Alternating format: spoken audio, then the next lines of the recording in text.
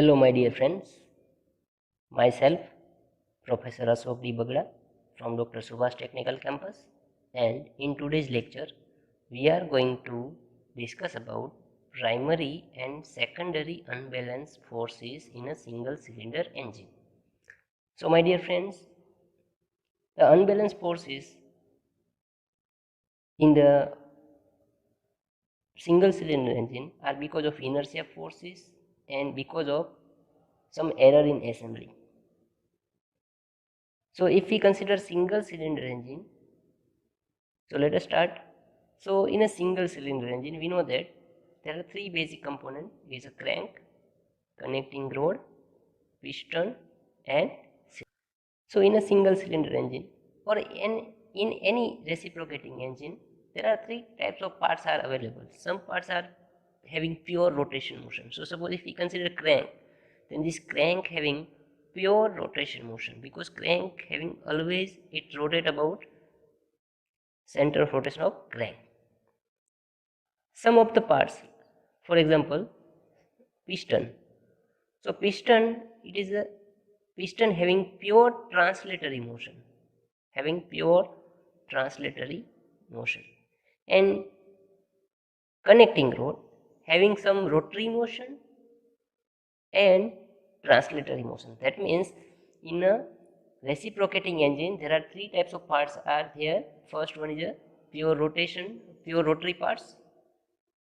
Second is a parts having pure translatory motion, and third one is a floated part, that means having combined motion, translatory as well as rotary. So this connecting rod having both motion, so we can say that connecting rod is a floating part. So there are three parts: rotating parts as a crank, reciprocating part as a slider or piston, and floating part as a connecting rod. So let us consider a single cylinder engine as shown in figure. So let us consider this is the line of stroke, this is the center of rotation of crank O, OC is a crank, PC is connecting rod, and here P is reciprocates, so P is a slider. Now let us again consider the crank is rotating in with constant omega angular speed in clockwise direction. So crank is rotating in clockwise direction, so our piston will move in towards the right direction, in this direction. So we know that some displacement, velocity and acceleration also acting in this direction. So the inertia forces are always in opposite direction to the motion of body. So our piston will move in this direction. So inertia force will develop in this direction. That means piston will move towards the right direction and inertia forces are acting towards the left direction. As shown in figure, in initial position, crank OC makes an angle theta degree in clockwise direction with inner dead center. Now let us consider some notation for a primary and secondary equation. So we assume M is a mass of reciprocating parts in kg. So here we consider in single cylinder reciprocating engine, slider is a reciprocating part. So we can say that M is a mass of slider. Omega is the angular speed of crank in radian per second. Small r is the radius of crank in meter. Small l is the length of connecting rod in meter. Small n is the obliquity ratio. It is also ratio of length of connecting rod to the crank radius is equal to L by R. Theta, it is the angle made by crank with inner dead center position. F is the acceleration of reciprocating mass in meter per second square, and Fi is the inertia force due to the reciprocating mass in Newton.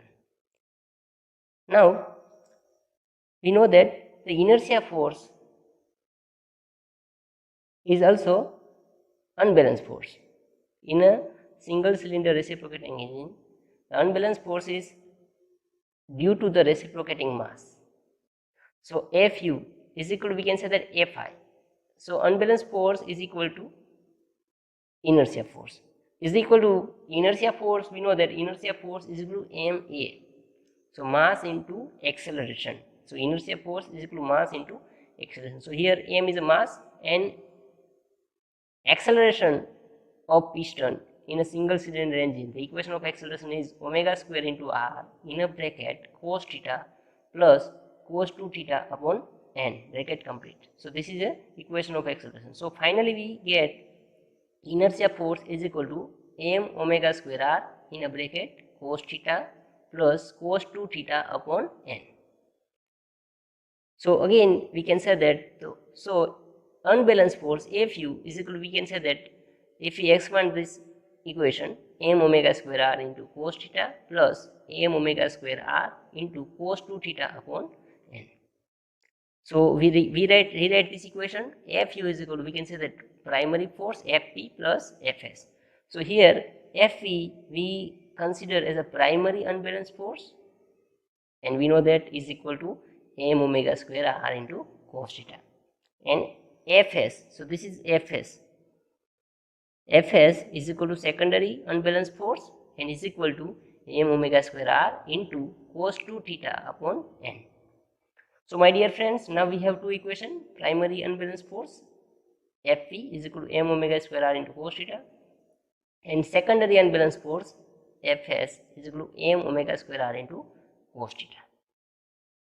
Now the unbalanced forces or inertia force Fu act along the line of stroke and its direction is opposite to that of the acceleration of reciprocating mass. My dear friends,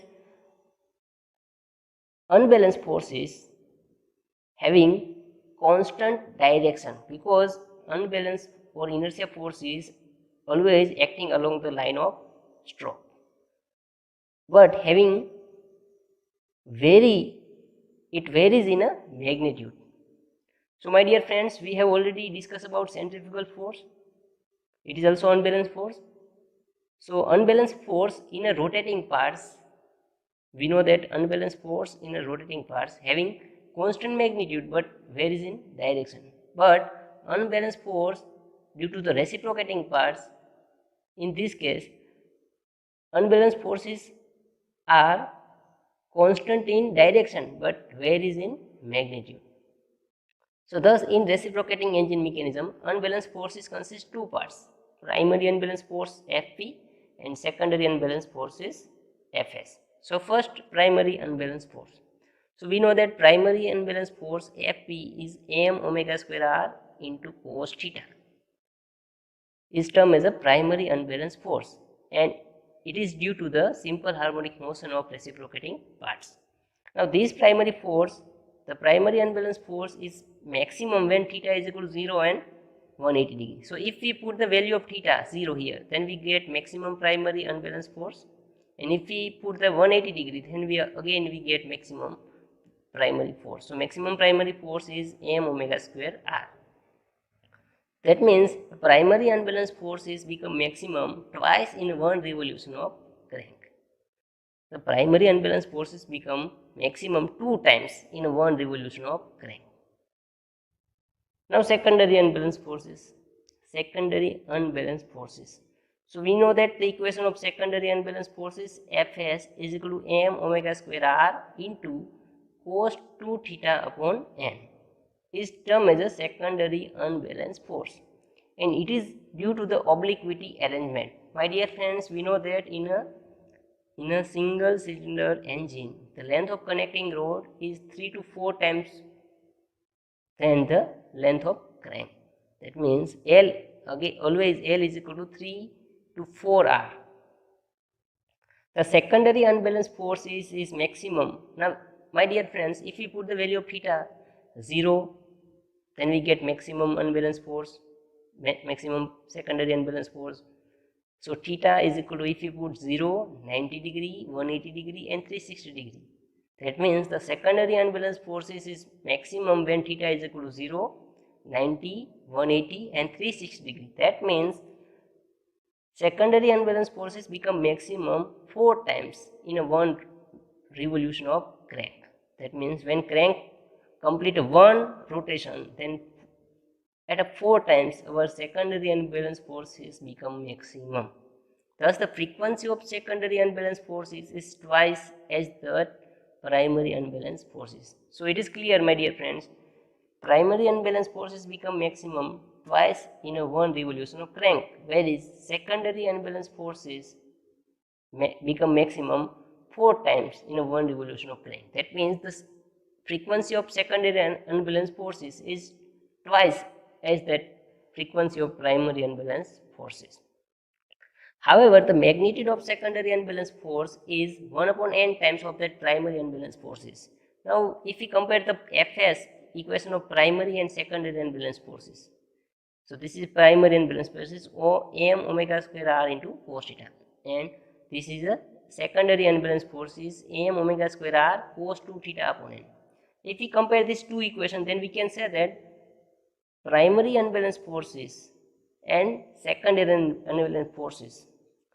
So, the magnitude of secondary unbalanced forces is 1 upon n times that of primary unbalanced forces. Therefore, in case of low or moderate speed engine, secondary unbalanced force is small and is generally neglected. That means in a small and medium speed engines, we only balance primary unbalanced forces and we neglect secondary unbalanced forces. So, it is not required to balance secondary unbalanced forces in a low or moderate speed engine. But in case of high speed engine, the secondary unbalanced forces is taken into account. So, when we are balancing a high speed engine, then we have to balance primary and secondary unbalanced forces. So, it is important to note that in a single cylinder reciprocating engine, all reciprocating and rotating masses are in single plane. Hence, for a complete balance, only primary and secondary forces be the balance and there is no unbalanced couple. That means in a single cylinder, if we see a single cylinder engine, let us see, this is a single cylinder engine. So, all the rotating and reciprocating parts are in a single plane, in a one plane. So, there is no possibility of couple. So, if we want to balance primary and secondary, if we want to balance a single cylinder reciprocating engine, then we have to balance primary and secondary unbalanced forces only. There is no requirement of balance or couple because there is no couple is present in the single cylinder engine. So, my dear friends, I hope secondary and unbalanced forces. Thank you.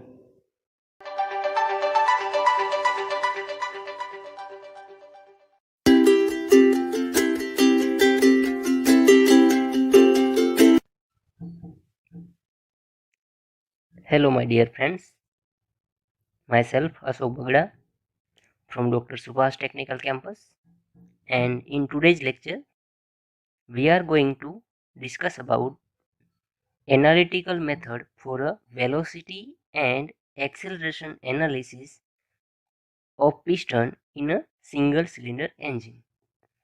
My dear friends, velocity and acceleration analysis is we have studied in kinematics of machine, but in this subject we have analyzed velocity and acceleration by a graphical method. But in this lecture we are going to analyze velocity and acceleration of piston in a single cylinder engine by a analytical method. So let's start. So let us consider, my dear friends, let us consider a single cylinder engine as shown in figure. So as a single cylinder engine, this is a center line of cylinder, C is crank, PC is connecting rod, and P is a slider. So here, so let us consider a single cylinder engine as shown in figure. Let us assume another things. We assume that the crank is rotating, this crank is rotating with omega angular speed, uniform angular speed omega in anti-clockwise direction. Okay, and in the initial condition, the crank's OC makes an angle theta degree with inner dead center. So let us consider some another notation. We consider L. So L is the length of connecting rod. Small r, it is the radius of crank. Small n is a obliquity ratio, and it is also rewrite as a L by R. And phi. So phi is the inclination of connecting rod line with line of stroke. So this is phi. This is connecting rod, inclination of connecting rod with line of stroke. Okay. Now, as shown in figure, we consider two triangle. So there are two angle. One is theta, and another this is a theta, and this is a phi. Now, when a crank rotate through a theta degree, when OC crank, this is OC is the initial position of crank. When crank rotate from OC to OC dash through a theta angle, then this piston move from P to P dash. So in a simple way, we can say that when crank rotate through theta angle, then a piston displace through a x distance. So it is clear, my dear friends. Now let us consider two triangle. So first one is PQC. This is the right angle. We know that the first triangle is PQC. This is the first triangle, and second triangle OQC. So by considering these two triangle, we get some equation. So this is triangle PQC.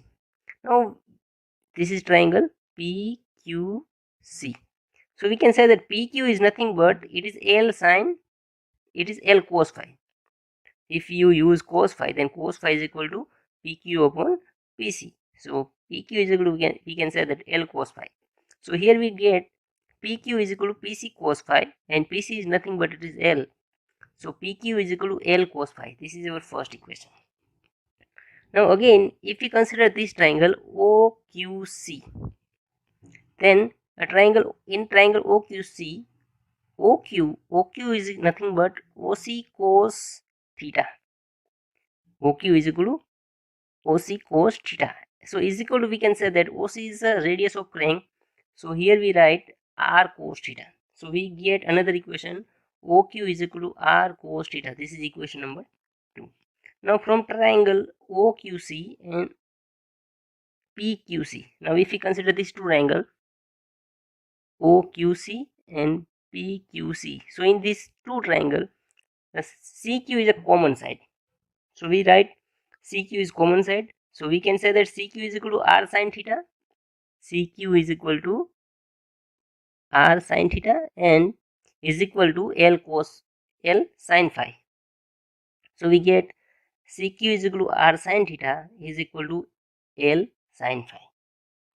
So sin theta is equal to L by R into sin phi. We can say that sin theta is equal to L by R into sin phi. Now again we replace L upon R as N. So sin theta is equal to, we get N sin phi. So sin phi is equal to sin theta upon N. Sin phi is equal to sin theta upon N. Okay, now we know that we know another equation, cos phi. We know that cos phi is equal to, in bracket, 1 minus sin square phi raised to 1 by 2. So this is nothing but, we know that cos square phi is equal to 1 minus sin square phi. If we remove the square, then cos phi is equal to under root 1 minus sin square phi. So here we have written is a bracket raised to 1 by 2. So cos phi is equal to, if we put the value of sin phi, so cos phi is equal to 1 minus sin square theta upon n square raised to 1 by 2. Now we use this equation. So remember these three equations. First, PQ is equal to L cos phi, OQ is equal to R cos theta, and cos phi is equal to 1 in a bracket 1 minus sin square theta upon n square raised to 1 by 2. Now again consider, so we know that when crank rotate through a theta degree in anti-clockwise direction, then our piston displace through x distance from P to P dash. So this P, when when piston move from P to P dash, this is our x. That means this is our displacement. So if we derive an equation of displacement, then we can also derive an equation for velocity and acceleration. So my dear friends, x is a displacement. So x is, we can say that x is equal to P dash P. And P dash P is equal to, we can say that OP dash minus OP. So here x is equal to OP dash minus OP. Now OP dash. So OP dash is nothing but it is a OC. This is OC dash plus C dash P dash. So here we write OP dash is equal to P dash C dash plus OC dash. And OP is equal to, we can say that OP is equal to OQ plus QP. So here we write OP is equal to PQ plus QP. Now we know that PC or P dash C dash is a nothing but it is a length of connecting rod is equal to L. OC dash. So OC dash is a radius of crank. OC is radius of crank. So OC dash will also become radius of crank. So here we get in bracket L plus R minus. Now we have derived these two equations. PQ is equal to L cos phi and OQ is equal to R cos theta. So we place this value. Now in a one bracket we consider only, we take a note, we simplify this equation in two bracket.